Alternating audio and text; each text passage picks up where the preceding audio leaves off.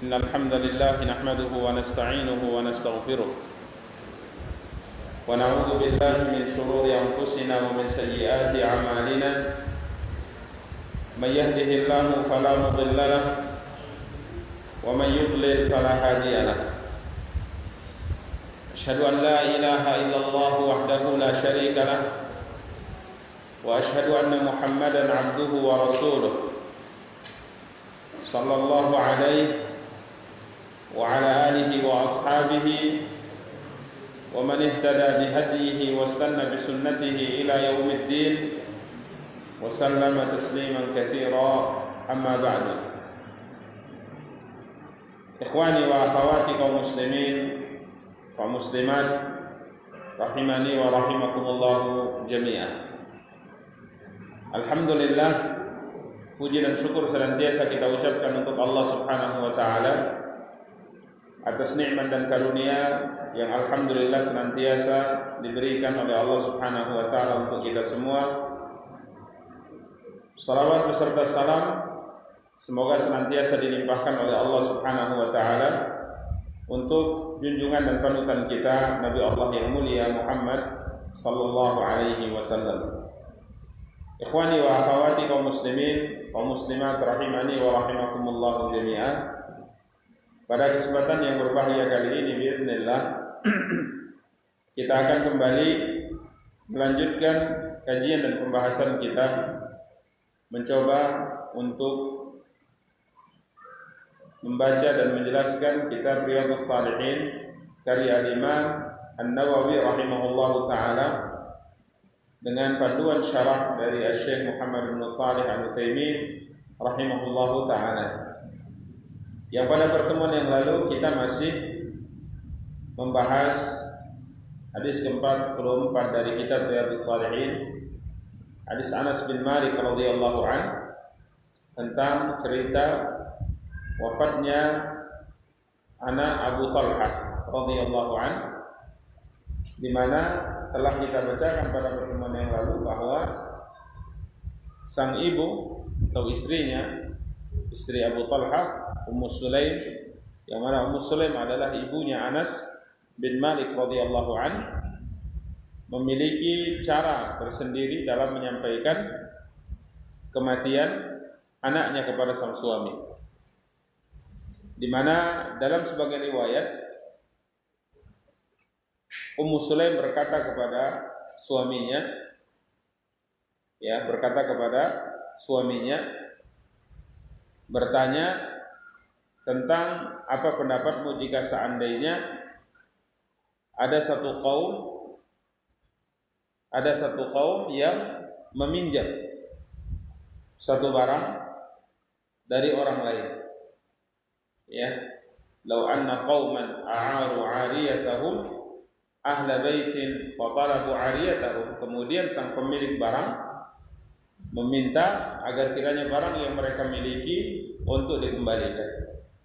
Alahum ayyamna'uhum, apakah pantas bagi orang-orang yang diberikan pinjaman alat tersebut, pantaskah bagi mereka untuk menolak permintaan tersebut? Ini tatkala orang yang memiliki barang meminta barangnya, apakah pantas yang dipinjami menolak? Maka ketika Abu Talhah tentunya menjawablah, tidak pantas, karena itu barang milik mereka, hak mereka tatkala ingin mengambilnya. Maka Ummu Sulaim radhiyallahu anha mengatakan, "Fahtasib ibnaka."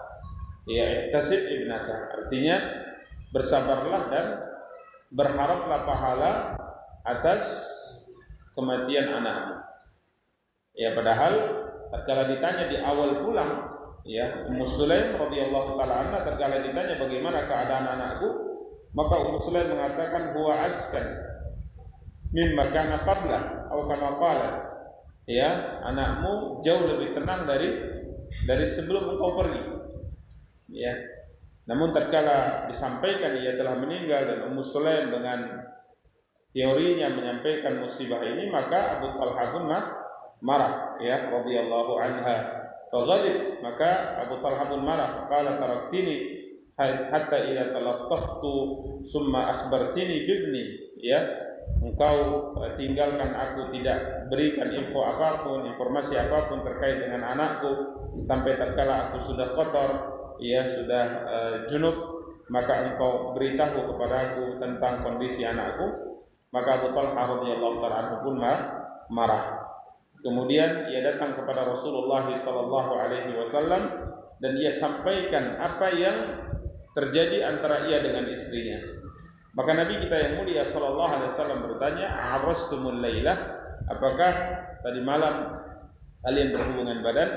Maka Abu Talhah mengatakan, "Benar ya Rasulullah. Barakallahu lakuma, barakallahu fi lailatikuma." Semoga Allah SWT memberikan keberkahan pada hubungan kalian berdua. Kemudian Ummu Sulaim, ya, sebagaimana kita ceritakan pada pertemuan yang lalu, Ummu Sulaim pun hamil dari hubungan tersebut dan kemudian lahirlah seorang anak laki-laki. Kemudian sang ibu memerintahkan Anas bin Malik untuk membawa bayi tersebut kepada Rasulullah SAW dan membawakan beberapa butir kurma. Tatkala sampai di pangkuan Nabi kita yang mulia sallallahu alaihi wasallam, maka Nabi sallallahu alaihi wasallam mengambil kurma tersebut kemudian mengunyahnya, ya, sampai halus.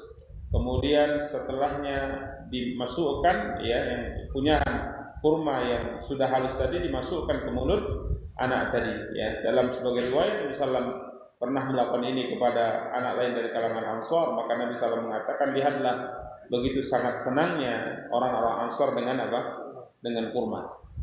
Ya, kemudian ikhwani kaum muslimin yang dimuliakan dan dirahmati oleh Allah Subhanahu wa taala, sang rawi mengatakan bahwa ia telah melihat anak ini besar. Ya, yang diberi nama Abdullah, ya. Besar, dewasa, kemudian menikah dan akhirnya anak ini punya banyak anak lelaki, ya. Memiliki banyak anak lelaki yang dikatakan di sini dalam riwayat aulad, ada 9 anak laki-laki, ya, yang semuanya kata rawi ini qad qara'ul Qur'ana, ya, mereka semuanya ke-9 anaknya Abdullah ini mereka semuanya hafal Al-Qur'an, ya, hafal Al-Qur'an. Ini berkat keberkahan doa siapa? Nabi kita yang mulia sallallahu alaihi wasallam. Ini ikhwani kaum muslimin wa akhwati kaum muslimat yang dimuliakan dan dirahmati oleh Allah, hadis yang masih kita bahas, ya, pada pertemuan yang lalu, dan sekarang kita akan lanjutkan pembahasan faidah-faidah yang bisa kita pahami dari hadis yang mulia ini. Pada pertemuan yang lalu kita telah sebutkan, ya, seingat anak beberapa faidah. Ada berapa faidah kita sebutkan kemarin?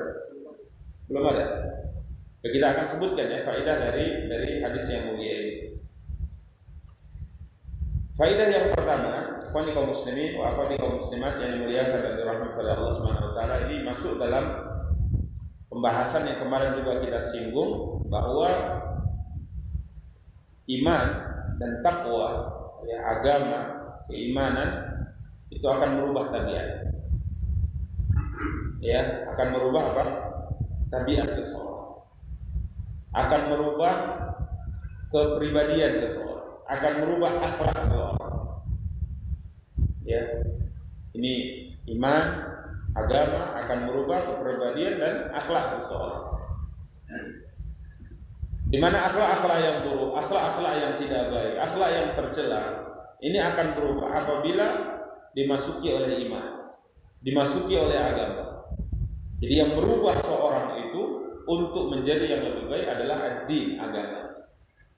Karenanya kita lihat para sahabat-sahabat Rasulullah SAW sebelum masuk Islam, ya, sebelum masuk Islam, banyak di antara mereka orang-orang yang sangat luar biasa kelakuannya, perbuatannya, sikap jahatnya. Tapi coba lihat setelah mereka masuk Islam, drastis perubahannya, ya, drastis perubahannya. Sehingga hatta tatkala mereka diperintahkan untuk meninggalkan sesuatu yang sangat mereka cintai dan sangat mereka senangi, sangat mereka gemari, karena agama mereka sudah kuat, maka itu mudah bagi mereka untuk meninggalkan. Ya, maka jika saatnya seorang ingin berubah, maka kuatkanlah agama. Jika saatnya seorang ingin berubah, maka kuatkanlah iman. Karena iman dan ad-din yang bisa merubah seseorang dengan izin Allah Subhanahu wa taala. Ya, sering kita sampaikan dalam pembahasan ini terkait bagaimana mereka sangat gemar minum khamr, candu. Ya, bahkan candunya itu mungkin di atas nalar seorang manusia. Artinya mereka minum khamr itu bukan karena sekedar suka mabuk, akan tapi mereka minum khamr karena mereka ingin menjadi raja. Karena menurut mereka setelah minum khamr mereka berperasaan menjadi apa? Raja. Mereka ingin terpuji dengan minum khamr. Jadi minum khamr itu merupakan kebanggaan di masa itu. Dia merupakan kebanggaan di masa itu, sehingga orang akan menjadi dermawan, orang akan menjadi pemberani dan dipuji-puji dalam bait-bait syair mereka setelah minum khamr. Jadi bukan sekedar candu-candu begitu saja untuk mencari kenikmatan, mungkin bahasa kita setelah mabuk merasa bahagia, tidak, akan tapi mereka malah mencari sesuatu yang lebih luar biasa dari itu. Karenanya mereka memberi nama khamr itu dengan al-karam, ya, kemuliaan. Karena orang kalau minum khamr menjadi orang yang mulia. Tapi coba lihat bagaimana mampunya mereka meninggalkan sesuatu yang sangat mereka gemari. Mampu meninggalkan secara langsung sesuatu yang mereka sudah sangat ketergantungan dengan hal itu. Setelah turunnya ayat yang mengharamkan khamr, seketika mereka mampu meninggalkan. Ya, ini kaum muslimin yang dimuliakan dan dirahmati oleh Allah Subhanahu wa taala. Maka jika saatnya ada seorang yang merasa sulit meninggalkan sesuatu yang diharamkan oleh Allah Subhanahu wa taala, maka perkuat agama, perkuat iman. Maka pasti dengan mudah ia akan mampu meninggalkan sesuatu yang dilarang oleh Allah Subhanahu wa taala. Ya, ini kaum muslimin yang dimuliakan dan dirahmati oleh Allah. Contoh misalnya terkait dengan pembahasan yang mungkin sebagian menganggap bahwa ini merupakan perkara yang masih makruh hukumnya, ini merokok. Sebahagian berpendapat dengan sebahagian pendapat, khususnya di negeri kita, yang mengatakan bahwa merokok hukumnya makruh. Merokok hukumnya makruh. Pertama ingin saya jelaskan bahwa hukum makruh dalam fikih Islam itu bukan hukum yang ringan. Ya, bukan hukum yang ringan. Dalam artian, tatkala sesuatu itu dihukumi makruh, tahu antum arti makruh itu? Makruh itu artinya dibenci. Dibenci oleh siapa? Dibenci oleh Allah, dibenci oleh Rasulullah, dibenci dalam syariat. Itu arti makruh. Ya, makanya salah sebahagian tatkala menerjemahkan, memberikan definisi makruh itu adalah kalau dilakukan tidak berdosa, dan kalau dilakukan tidak berdosa, kalau ditinggalkan berpahala, kalau dilakukan tidak mengapa. Ya, ini adalah sesuatu yang hendaknya dirubah ya definisi, karena sebenarnya itu bukan definisi, tapi itu konsekuensi dari hukum makruh. Sedangkan definisinya itu dalam syariat, definisi makruh dalam istilah para fuqaha adalah yang dilarang oleh syariat. Ingat, yang dilarang oleh syariat akan tetapi pelarangannya tidak terlalu kuat. Dia dilarang, berbeda dengan haram. Kalau haram memang dilarang, tapi dengan penekanan, bahkan kadang dengan ancaman neraka. Tapi makruh ini dilarang juga dia, akan tapi tidak terlalu kuat pelarangannya. Penekanan untuk meninggalkannya tidak sama seperti apa? Haram. Sehingga konsekuensi dari larangan makruh ini kalau dilakukan tidak berdosa. Ya, jadi itu sebenarnya bukan definisi kata para ulama. Ya, itu bukan definisi. Karena kalau dikatakan itu definisi, akhirnya muncul persepsi yang salah. Sehingga orang kalau melakukan yang makruh ya biasa-biasa saja. Tidak ada keinginan hatinya bergerak untuk meninggalkan yang makruh. Ini kaum muslimin yang dimuliakan dan dirahmati Allah. Jadi pembahasannya makruh itu dalam lingkup larangan. Dia dilarang. Nah ini, dia dilarang. Tapi bentuk pelarangannya tidak sama dengan apa? Dengan haram. Tingkatannya itu pelarangannya di bawah haram. Ya, ini kaum muslimin, kaum muslimat yang dimuliakan dan dirahmati Allah. Jadi tatkala misalnya dikatakan sebagai mengatakan merokok itu misalnya hukumnya makruh. Taruhlah kita mengatakan makruh. Apakah Anda berbangga-bangga melakukan perbuatan yang dibenci oleh syariat? Ada orang merokok di belakang rumah. Maksudnya kalau merokok berondong, lihat aja. Biasanya orang kalau merokok di mana? halayak ramai. Bahkan tatkala berada dalam satu pertemuan dengan teman-teman, kayaknya kurang lengkap kalau tidak merokok. Ini hal yang harus diluruskan. Sekalipun dia makruh misalnya, tapi apakah kemudian dalam melakukan makruh kita tidak malu? Kalau tidak malu di hadapan Allah, minimal malu di hadapan manusia. Ini malah bangga ya. Ini yang pertama. Yang kedua, tatkala dikaitkan apakah benar hukumnya makruh, coba tajarrudil haq. Seorang muslim itu hendaknya mengesampingkan egonya, mengesampingkan dulu keinginan hatinya, tapi cobalah berpikir dengan jernih dan coba timbanglah dengan apa yang dijelaskan dalam pembahasan syariat tentang posisi rokok ini dalam timbangan syariat. Kalau kita berbicara tentang masalah mubadzir, menyia-nyiakan harta, kira-kira merokok menyia-nyiakan harta tidak? Sangat. Kita timbang dari perintah syariat menjaga kesehatan yang hukumnya wajib. Apakah merokok bahagian dalam menjaga kesehatan? Tidak. Bahkan sering saya katakan bahwa telah terjadi kesepakatan semua kalangan, baik dari dunia agama maupun dari medis, sampai kita katakan pabrik yang membuat rokok juga sepakat akan hal ini. Apa itu? Rokok bisa membunuhmu, rokok bisa membahayakanmu. Itu bukan kesepakatan hanya para ustaz atau para ulama dalam bidang syariat, kedokteran, bahkan juga pabrik rokok juga sepakat. Maka ditulis besar-besar di apanya? Dibungkusnya. Coba lihat, itu penyakit-penyakit yang semua kita berlindung kepada Allah agar kita tidak terjangkiti dengan salah satu di antaranya. Tapi tetap dibeli.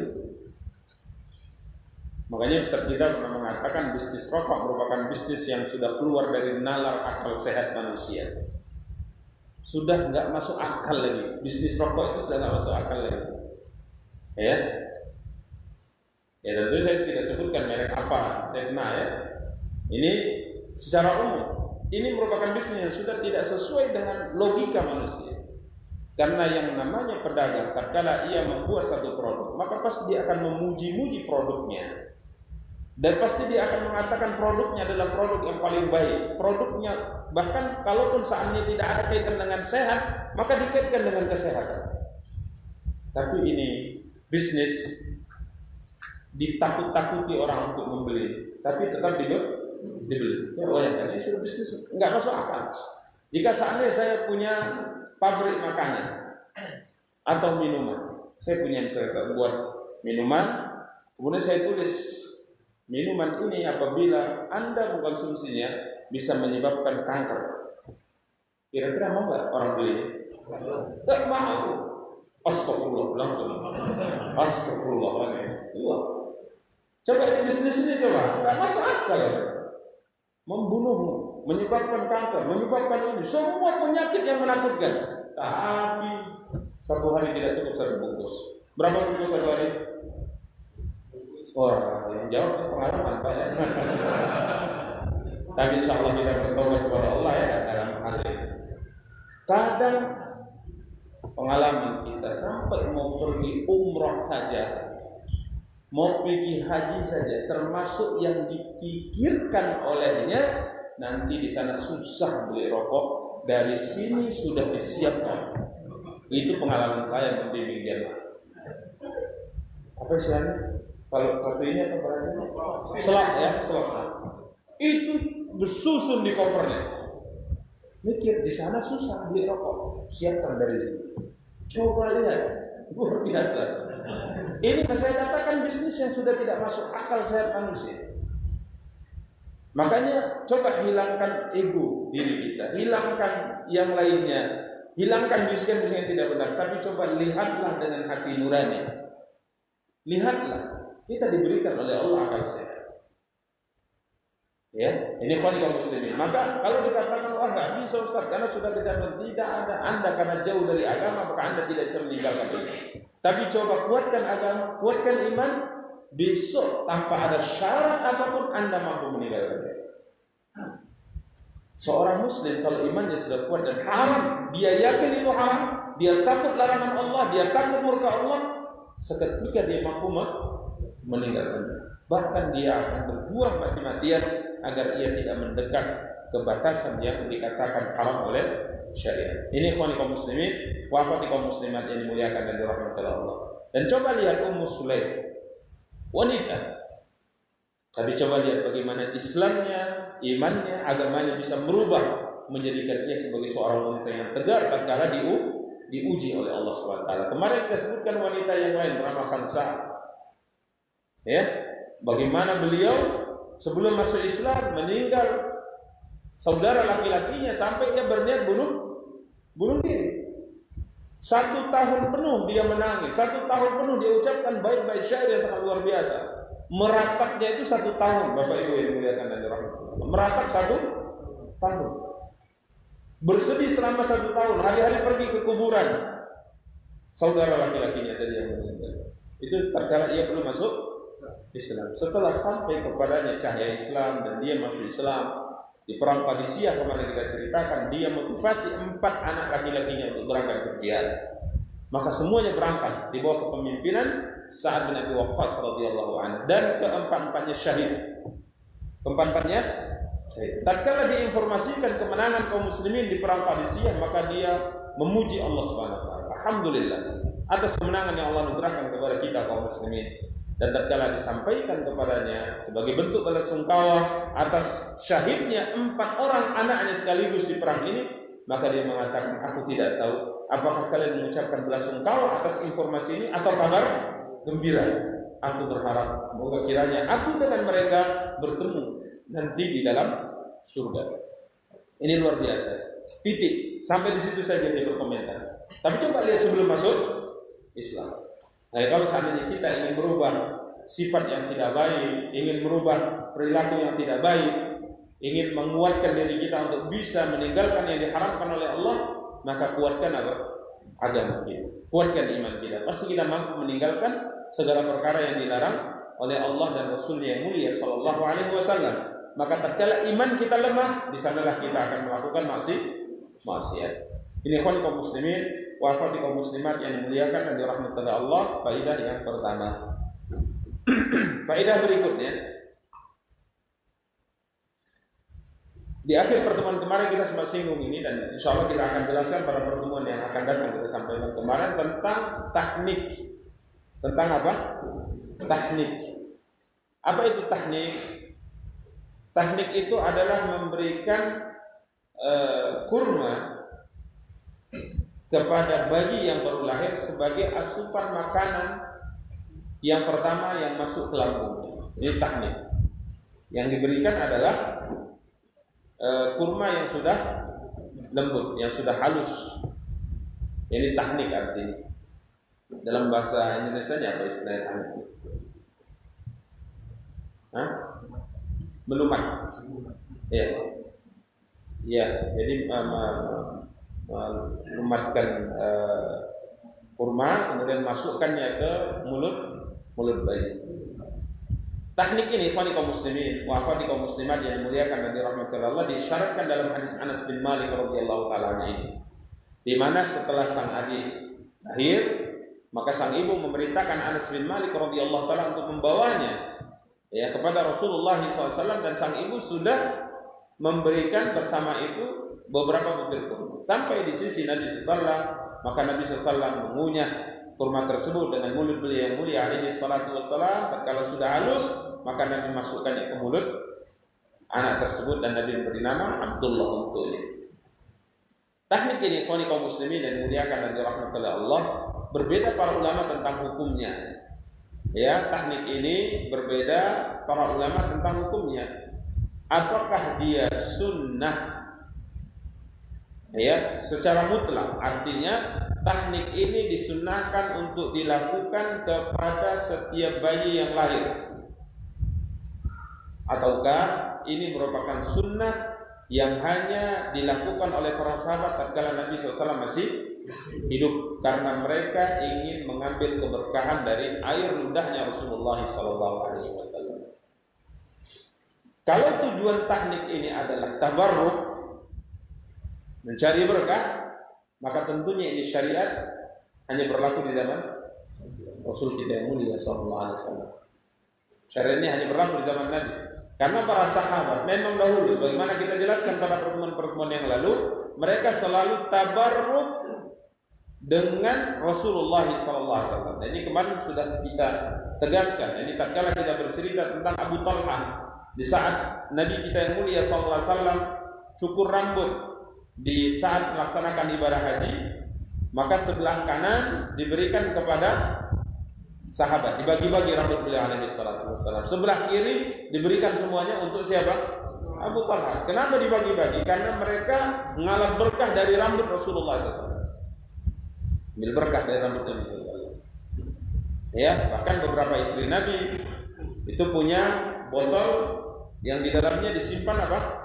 Rambut Rasul kita yang mulia sallallahu alaihi wasallam. Kemudian terkala ada salah seorang di antara mereka sakit, maka dikeluarkan beberapa helai rambut tersebut dan dimasukkan ke dalam air, ya. Kemudian air tersebut diminumkan kepada orang yang sakit dari keluarganya. Ini tabarruk, dan ini sebagaimana kita jelaskan hanya berlaku pada siapa?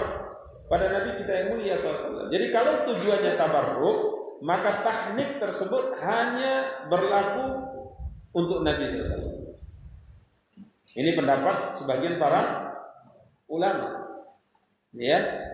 Karena tujuan mereka memberikan kurma itu kepada anak mereka dan dibawa kepada Nabi SAW agar kiranya Nabi mengunyah kurma tersebut, ya, sampai lembut sehingga bercampur dengan ludah beliau alaihi salatu wassalam. Kemudian setelahnya dimasukkan ke mulut bayi sehingga ludah Nabi SAW masuk ke lambung bayi tadi sehingga bisa mendatangkan apa?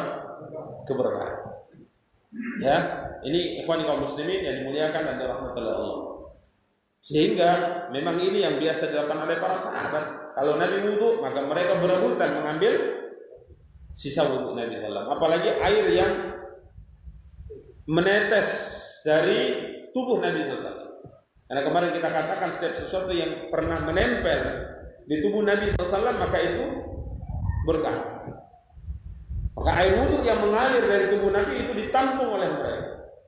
Bahkan apa kata utusan Quraisy di saat dilakukan perjanjian Hudaybiyah, kan beberapa utusan itu dikirim. Dan kalau datang ini utusan Quraisy, kata para sahabat, Nabi lihat, oh ini dari kabilah yang sangat memuliakan hewan kurban. Lepaskan unta-unta kita yang sudah kita persiapkan untuk dikurbankan di tanah Arab. Maka dilepaskan unta-unta tadi. Tatkala utusan Quraisy melihat unta-unta yang sudah disiapkan untuk kurban, karena memang dia lahir dari suku yang sangat memuliakan hewan kurban, dia mengatakan, ya Tuhan, orang-orang yang sudah seperti ini tidak layak untuk dihalangi masuk ke Makkah Al-Mukarramah. Enggak jadi ketemu, dia balik lagi.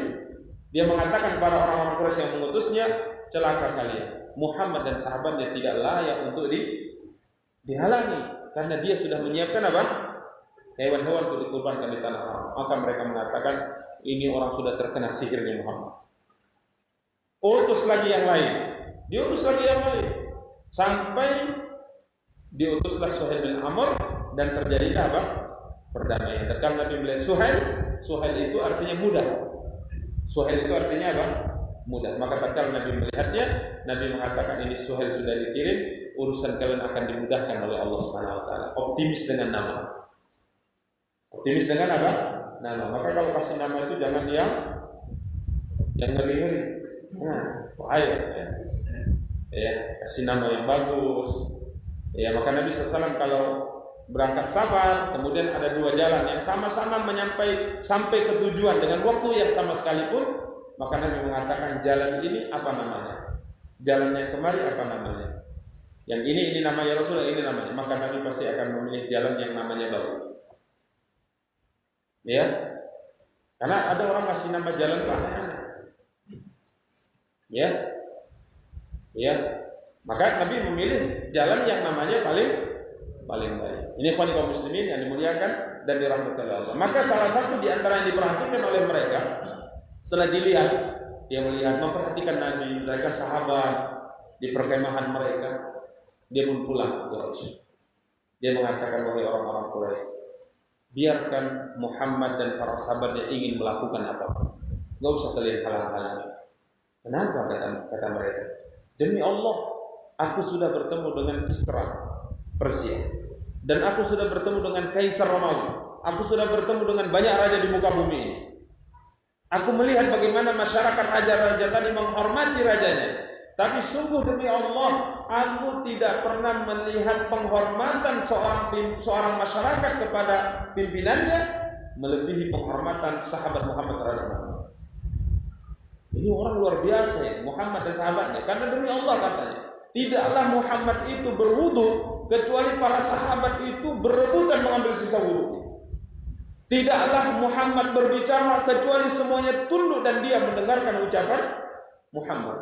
Tidaklah Muhammad meludah kecuali ludahnya sudah berada di salah satu di antara tangan mereka. Ini orang kalau kita halangi habis dia. Ini nggak bisa dilawan ya. Benar, ini Muhammad utusan Allah, bukan raja. Ya, Muhammad sallallahu alaihi wasallam. Jadi ini biasa tabarruknya para sahabat terhadap siapa? Terhadap Rasul alaihi salatu wassalam. Ya, jadi kalau pendapat yang menyatakan bahwa tahnik itu adalah untuk tabarruk, maka ini hanya berlaku pada siapa? Pada Nabi SAW. Namun sebagian ulama berpendapat bukan untuk tabarruk, niatnya adalah supaya makanan yang pertama kali masuk ke dalam lambung bayi adalah kurma. Karena kurma juga merupakan buah yang memiliki keberkahan, ada kebaikan. Karena buah ini merupakan buah yang memiliki keistimewaan yang tidak dimiliki oleh buah-buah yang lain. Ya, kalau seandainya pendapatnya bukan tabarruk, silakan lakukan. Silakan lakukan. Siapa yang melakukannya? Ya, siapa saja. Karena bukan untuk apa? Tabarruk. Apalagi sekarang sudah ada apa? Sari kurma. Jadi tidak perlu susah-susah untuk mengunyah. Atau ada blender. Susah kita mengunyah. Blender kasihkan. Tapi hati-hati, jangan terlalu banyak. Makanya Nabi SAW biasanya beliau arahkan jari beliau di langit-langitnya dan sebagainya. Dan kalau Nabi tentunya tabarruk ya, kalau kita tidak, ya sekedar untuk memberikan kurma ini kepada bayi kita. Ya, yang mana kurma adalah buah yang sangat luar biasa. Ya. Ini ikhwani kaum muslimin wa akhwati kaum muslimat yang dimuliakan dan dirahmati oleh Allah Subhanahu wa taala, faedah yang kedua. Faedah yang ketiga yang bisa kita pahami dari hadis ini adalah mustajabnya doa Nabi kita yang mulia sallallahu alaihi wasallam. Doa beliau mustajab. Coba lihat di sini ada dua doa. Doa pertama keberkahan untuk hubungan mereka berdua di malam itu. Ya, alhamdulillah dari hubungan tersebut lahirlah seorang anak laki-laki bernama Abdullah, diberi nama Abdullah. Kemudian yang kedua, keberkahan yang dari doa ini ya bagi sang anak. Dari doa ini bagi sang anak. Sehingga anak ini menjadi anak yang berkah, mendatangkan kebaikan, sehingga ia memiliki 9 anak laki-laki yang semuanya hafal Quran. Semuanya hafal Quran. Ini ikhwani kaum muslimin wa akhwati kaum muslimat yang dimuliakan dan dirahmati oleh Allah Subhanahu wa taala. Semuanya hafal Quran. Berkat keberkahan doa Nabi SAW, mustajabnya doa Nabi kita yang mulia sallallahu alaihi wasallam. Faedah berikutnya, ikhwani kaum muslimin wa akhwati kaum muslimat yang dimuliakan dan dirahmati oleh Allah Subhanahu wa taala.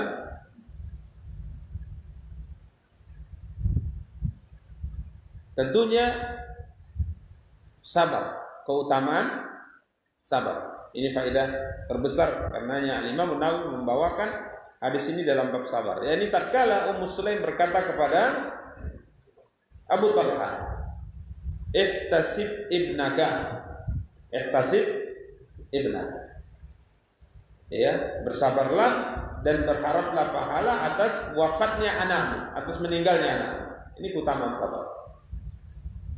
Maka ini juga terkait dengan hadis-hadis sebelumnya bahwa sabar itu seorang itu akan mendapatkan pahala dari kesabaran apabila kesabaran atas musibah yang menimpanya, dia berharap dengan musibah tersebut pahala dari Allah. Ihtisab, mengharapkan pahala dari Allah Subhanahu wa taala.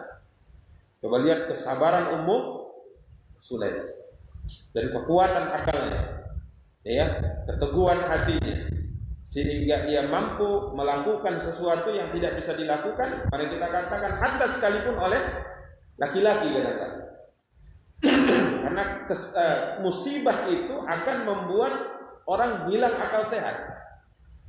Musibah, apalagi yang berat, itu akan membuat orang hilang akal sehatnya, tidak sadar dengan apa yang terjadi. Tapi lihat Ummu Sulaim radhiyallahu anha, ya, ia mampu bersabar dan dengan sistem yang sangat luar biasa, caranya memberitahu kematian sang anak kepada apa? Suaminya, dengan contoh yang sangat luar biasa. Dikasih contoh, ya. Padahal dahulu wanita-wanita Arab kalau ditimpa musibah, kebanyakan mereka itu meraung, meronta, memukul kepala, mengoyak baju, mengungkapkan kata-kata yang menunjukkan ketidaksabaran mereka atas musibah yang menimpanya. Tapi Ummu Sulaim radhiyallahu taala luar biasa. Ya. Ini adalah keluarga yang memang kemarin di awal kita sebutkan memiliki kedudukan yang istimewa di hati siapa? Rasulullah sallallahu alaihi wasallam. Sebagaimana di awal pembahasan kita sebutkan bahwa Nabi sallallahu alaihi wasallam tidak pernah masuk ke satu rumah yang di dalam rumah tersebut tidak ada lelaki lain kecuali tentunya rumah istri-istri beliau alaihi salatu wasallam, karena mereka adalah istri beliau, ya, kecuali di rumah Ummu Sulaim dan Ummu Haram. Ini adalah saudari sekandung, ya, saudari sekandung yang Nabi kita yang mulia sallallahu alaihi wasallam itu memiliki hubungan istimewa dengan keluarga ini. Karena Nabi sallallahu kadang-kala tidur siang di rumah mereka, di apa namanya, di kipas, ya, karena panas berkeringat dikipas oleh mereka sehingga Nabi sallallahu bisa tidur. Sama diceritakan tatkala beliau tidur siang di rumah saudari perempuannya Ummu Sulaim, Ummu Haram, tiba-tiba Nabi SAW terbangun sambil tersenyum. Bangun tidur siang tiba-tiba terbangun sambil tersenyum. Berarti belum mimpi. Maka Ummu Haram mengatakan, semoga Allah SWT memuliakan engkau ya Rasulullah. Apa yang kau lihat? Maka Nabi mengatakan, aku melihat umatku mengarungi lautan, duduk di atas mereka duduk di atas bahtera bagaikan duduknya seorang raja di atas singgasananya. Nabi SAW sampaikan ini wahyu, karena ini adalah mimpi beliau, bahwa pasukannya, umatnya akan memiliki armada laut. Ini sudah dilihat oleh Nabi dalam mimpi beliau, dan akhirnya itu terbukti di zaman siapa? Utsman bin Affan radhiyallahu taala, sehingga komandan laut pertama yang dimiliki umat Islam adalah Muawiyah bin Abi Sufyan radhiyallahu taala, sehingga kita umat Islam memiliki armada laut kala itu yang disegani oleh dunia. Maka Ummu Haram kala itu mengatakan, ya Rasulullah, doakan aku, moga aku termasuk bahagian daripada pasukan itu. Ini permintaan siapa? Ummu Haram. Maka Nabi mengatakan, ya, engkau termasuk pasukan yang akan mengarungi laut itu. Kemudian Nabi tidur lagi. Setelah tidur, dikipas, Nabi SAW tiba-tiba terbangun lagi dan tersenyum lagi. Maka Ummu Haram kembali mengatakan, ya Rasulullah, apa yang kau lihat? Semoga Allah memuliakan engkau. Maka Nabi mengatakan dengan hal yang sama, aku melihat kembali pasukanku mengarungi lautan, duduk bagaikan duduknya seorang raja di atas singgasana mereka.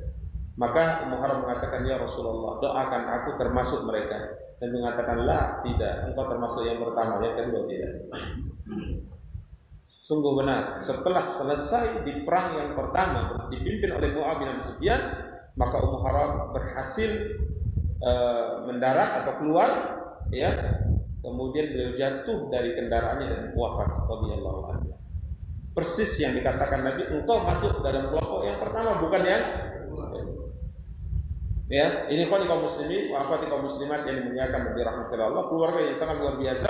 Kita lihat bagaimana keteguhan, ya, hati Ummu Sulaim tatkala ditimpa musibah. Ini kaum muslimin wa akhwati kaum muslimat yang dimuliakan dan dirahmati oleh Allah Subhanahu wa taala. Kemudian faedah berikutnya tauriyah. Ya, faedah berikutnya tauriyah. Di sini disebutkan oleh Syekh Muhammad bin Shalih Al-Utsaimin rahimahullah, tauriyah artinya menyembunyikan sesuatu. Menyembunyikan sesuatu dalam hati.